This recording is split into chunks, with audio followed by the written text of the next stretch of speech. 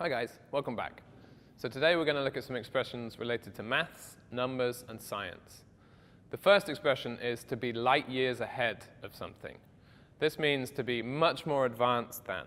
So you could say, for example, that internet speeds and technology in Japan and Korea are light years ahead of the rest of the world. They're so much faster, they're much more advanced. Okay? The next one is to be a cog in the wheel. So you could say, if you work in a big corporation or a big company, then you're just one small cog in the wheel. You're a small part of a much larger machine. The next one is, you can say something is not rocket science, or it's not brain surgery. This means it's not a complicated or difficult task. So you could say to your work colleague, can you do this for me? It's a simple task. It's not brain surgery, or it's not rocket science. The next one is to be on the same wavelength. So we're talking about wavelengths like radio, for example. But this one means with another person, if you have a similar relationship with them or a similar personality to them, you could say, we're on the same wavelength. We understand each other. The next one is to put two and two together. This one means to reach a conclusion or to understand something.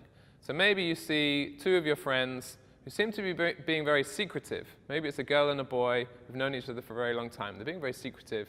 You're not seeing them very often. And suddenly, you see them walking down the street holding hands, and you think, you put two and two together. They've got together. They're going out. They're a couple now.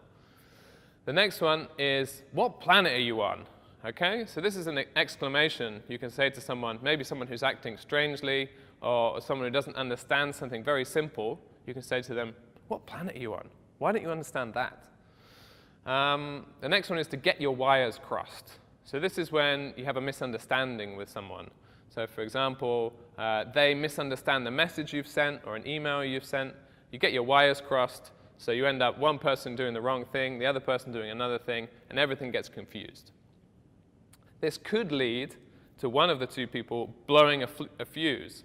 To blow a fuse means to get very angry, okay, and to explode with anger. Okay, that's to blow a fuse. So those were your expressions for math, numbers, and science. Try them out this week. Put them into practice. Thanks a lot.